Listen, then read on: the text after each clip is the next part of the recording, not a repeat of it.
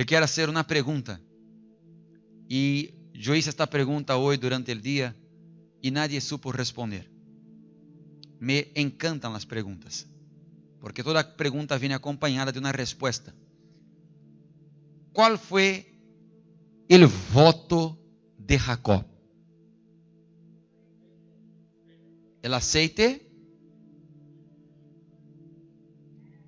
e el dízimo. Ustedes também se equivocaram. Há um secreto escondido na palavra de Deus que ha passado desapercebido por ustedes en estos dias, pero que agora eu lhe vou revelar.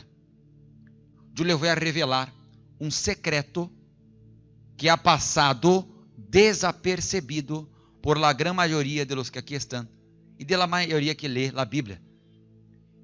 E eu não he visto uma outra pessoa que haya dicho esto, porque é um secreto que está escondido. E solamente Deus nos hace ver e compreender. Eu sempre pergunto, qual foi o voto de Jacob? E as pessoas me dizem, el aceite, el dízimo. Não, el voto de Jacob não foi el dízimo, el voto de Jacob não foi el aceite. Você quer saber qual foi o voto de Jacob? A próxima vez que alguém lhe pergunte, ou lhe diga que o voto de Jacob foi el aceite ou foi el dízimo, você sepa que está equivocado. Recordemos quem foi Jacob. Jacob foi el que nasceu depois de sua irmã agarrada al talão de seu irmão e que queria ter a bendição de Deus por ser el hijo nascido primeiro. Quando Jacob logrou esta bendição, seu irmão lo queria de matar de besos? Não, queria matar-lhe. Então, Jacob, lleno de medo, lleno de quê? De medo, incertidumbres, incertezas, espantado, Jacob, preocupado por não saber o que lhe ia passar, tentando descobrir em onde vivia seu tio, tendo que cruzar um deserto peligroso, ele se viu em uma situação muito preocupante porque não tinha dinheiro. Ele, aunque tinha uma família próspera, ele não era próspero. Tinha medo de ser morto por seu irmão. Jacob literalmente tocou fundo. Jacob tocou fundo. A história de Jacob tem muito que ver com nossa vida, porque também nós outros só nos volvemos a Deus quando tocamos fundo. Sempre quando há uma perda, sempre quando há um fracasso, sempre quando há algo muito forte que nos passe na vida, é aí que maduramos e nos damos conta de que de Deus necessitamos. E foi neste momento que Jacob tiene uma experiência com Deus. Em la noite em que Jacob tuvo um sonho, ele estava em que lugar? Em um deserto. Um deserto que havia aí uma cidade que se chamava Luz, pero que não havia nada. E ele agarrou uma das pedras de aquela cidade e hizo de la pedra uma almohada, uma cabeceira. E ele dormiu. Só que não foi uma noite mais. E naquela noite que dormiu Jacob, ele sonhou. E através daquele sonho, já que neste entonces não havia Bíblia, não havia igreja, Deus lhe falou através do sonho. Era a maneira que Deus podia falar-lhe, porque não havia Bíblia, não havia igreja, não havia como Deus falar de outra maneira, profetas, não havia isso. Então Deus falou por meio dele sonho. E naquele sonho, Jacob lo relatou, dizendo que viu como na escalera, que estava conectado céu e terra, e ángeles bajavam e subiam, Deus estava em lo alto de la escalera, e allí entendeu Jacob, minha vida vai subir escalão por escalão. Los ángeles de Deus me ajudarão, me guiarão. Deus, em este sonho, lhe dijo: Jacob, eu estarei contigo. yo te haré prosperar muchísimo al grado que la tierra que hoy duermes y no tienes nada, tú serás el dueño de ella. E Deus lhe hizo 7 promessas, que quando Jacob despertou, ele se despertou assustado, espantado. Você já teve um sonho que pareceu real? Quem já sonhou algo que parecia real? Quando Jacob se despertou, ele então decidiu creer em lo que ele havia sonhado. Se me haga entender? Quem me está compreendendo hasta aqui? De todo lo que ele havia vivido, lo que Deus lhe havia prometido, era algo muito grande. Era algo que Jacob não se imaginava. Ele não creia que podia ter lo que Deus lhe havia dito através daquele sonho. Depois daquele sonho, ele despertou, lleno de medo, e disse: verdadeiramente, Deus está neste lugar. Este lugar é a porta do cielo. Por quê? Assim passa muito de vocês. Você vem aqui à igreja e você se dá conta de que Deus está aqui. Porque aqui você sonha. Aqui você sonha com uma vida melhor. Aqui você imagina sua vida melhor da vida que você tem hoje. Quando você vem na igreja, você começa a sonhar, a imaginar, a anhelar, querer, desejar. Você que está endeudado, desempregado, ou vive na calle, pero quando você começa a escuchar a palavra de Deus, a ver os testemunhos e aprender de la fé, você vê que sim, de alguma maneira é possível que sua situação cambie. Ou não é verdade? Então você começa a sonhar. Imagine, você se imagina sem deuda, você se imagina comprando casa, coche, tendo condições de comprar, pagar, invertir, se imagina casando, se imagina com seus filhos na igreja, com seu marido na igreja, seu familiar liberado. Você quando vem aqui e começa a escuchar, e começa a crer, você começa a quê? A sonhar. ¿Se me entende? Então, Jacob, que era o que tinha Jacob naquele entonces? Que tinha ele? Aceite. O aceite que podia ser cambiado por um animal, por um dia em um mesão, podia ser hecho várias coisas. Era o único que tinha.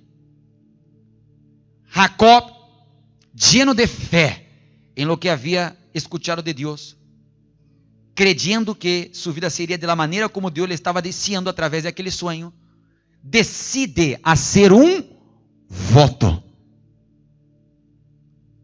E não tendo nadie que pudiera testemunhar, ele agarrou a pedra que havia dormido, la levantou como um pilar, como uma coluna, agarrou o aceite que tinha, porque aquele aceite, comparado ao que Deus lhe havia prometido, não era nada. É esta a visão que você tem quando você vem e escuta a palavra de Deus e crê em la palavra de Deus. Você começa a considerar que as demais coisas comparadas a lo que Deus tem para você não é nada. Amém? Que lo que eu tenho hoje não é comparado com o que Deus me vai dar, não é nada. Sua visão cambia. Você começa a imaginar-se com o que Deus lhe promete. Começa a ver-se como empreendedor. Começa a ver-se como empresário. Começa a ver-se viajando ao mundo. Começa a ver-se próspero. Começa a ver-se dando ofrendas grandes. ¿Se me entende? Então, se você deixa de estar aferrado às coisas materiais e você agora começa a viver por lo espiritual. Jacob se despertou, porque tampouco tem você que estar todo o tempo sonhando. Tem que despertar-se. Ele agarrou o aceite e não tendo a nadie que pudera testemunhar, agarrou a pedra e derramou o aceite e disse: esta pedra será testemunho deste voto. Aqui, hoje, em este lugar, eu hago voto a Deus. Temos aí o versículo para que eles descubram o secreto de Gênesis 28. O voto de Jacob não foi o aceite, o voto de Jacob não foi o dízimo. Jacob prosperou muitíssimo e se convertiu no homem mais rico de sua época a causa de este voto. Se Deus me acompanha e me protege en este viaje que agora hago, e me dá pão para comer e roupa para vestir-me, y me hace volver en paz a la casa de mi padre, entonces el Señor será mi Dios. Porque Jacob, después de 20 años, cuando regresó a este lugar llamado Betel, ele volvió riquísimo. En este momento não tinha nada, não tinha nadie. Depois volvió casado, com hijos, empleados, empleadas, dinheiro, ganado. Como que pudo este homem prosperar tanto? Jacob, quando hizo este voto, ele foi a trabalhar para seu tio como empleado. E trabalhando para seu tio como empleado, ele hizo del negócio de seu tio, que era um negócio chiquito de ganado, um negócio próspero. E todo o que hacía Jacob prosperava. Ele se enriqueceu muitíssimo, não porque era bueno, não porque ele era especial ou melhor que os demás, sino porque ele recebeu de Deus uma bendição. E como recebeu ele esta bendição? Através de um voto. Qual foi o voto de Jacob? O voto de Jacob é este: el Senhor será mi Deus. Repita comigo: el Senhor será mi Deus. Este é o voto de Jacob. O voto de Jacob não é o aceite, não é a pedra. O voto de Jacob não é o dízimo. O voto de Jacob é: el Senhor será mi Deus. Que significa isso que passa desapercebido para tantos? Porque hasta este momento, Jacob não tinha o Senhor como seu Deus. Ele era solamente um Deus, pero não era su Deus. Esse é o grande secreto de la prosperidade e de la bendição de Jacob em Betel. Porque foi allí, e naquele lugar, e naquele momento de sua vida, que Jacob hizo de Deus, não um Deus, mas entre vários deuses, ele hizo naquele dia de Deus. Isso significa que ele assumiu um compromisso, que ele decidiu aceitar as obrigações e as regras impuestas por aquele Deus. Este que havia sido o Deus de seu abuelo Abraão, este que havia sido o Deus de seu papá Isaac, pero que todavia não era seu Deus, e que porque não era seu Deus, ele não tinha obrigações, não tinha compromisso, não tinha nenhuma responsabilidade. Agora você me vai entender por que muitos le fallam a Deus. ¿Por quê, pastor? ¿Por que a gente le falla tanto a Deus? Eu vou dizer, porque este Deus, o Senhor Jesus, para eles é solamente um Deus,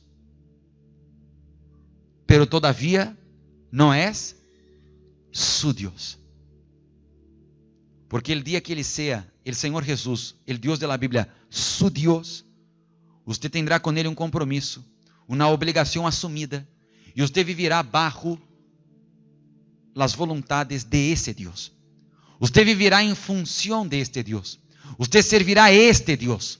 Ele regirá, controlará, dictará, determinará todo em sua vida. Suas amistades, os lugares, seus relacionamentos, seu trabalho, todo será de acordo a la voluntad de este Deus. Sua vida tendrá que ser uma vida que agrade a este Deus. Mientras tanto, quizás su Deus seja su pareja, seja su hijo, seja su esposa, seja su hermano, su tio, su dinheiro, su coche, su terreno, su casa, su ahorro. Estas coisas são su Deus, porque para elas você vive.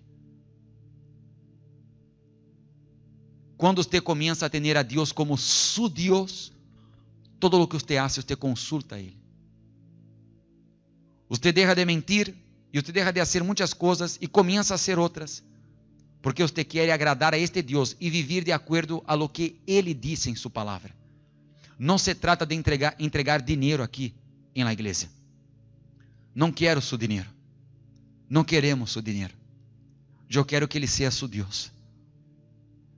Porque depois de que Jacob dijo, el Senhor será mi Deus, Aí entonces la consecuencia de que Él es mi Dios y ahora voy a obedecerlo es que de todo lo que gane yo daré el diezmo.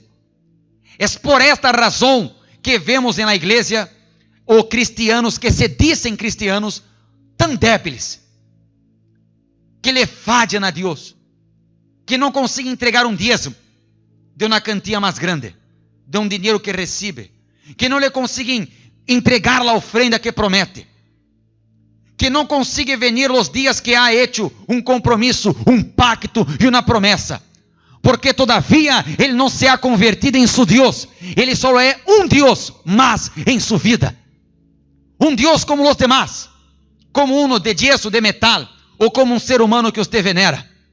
El dia que você assuma que Ele será su Deus, en este dia, você verá a puerta del cielo. En este dia, Ele hará que su reino venga sobre su vida. Que dice a palavra de Deus, el Senhor Jesus nos ensinou a orar: venga a nosotros tu reino e hágase tu voluntad, aqui na terra como é hecha no cielo. Quem hace a vontade de Deus é que consigue trazer su reino para a terra.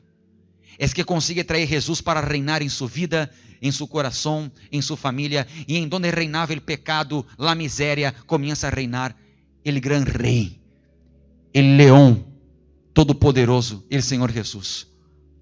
Amém. A pergunta que le quero fazer é a seguinte: quando você vai tomar a decisão de fazer esse voto? Que voto, pastor? O voto de Jacob, de que Ele seja su Deus. Quando Ele será su Deus? Puede que seja hoje.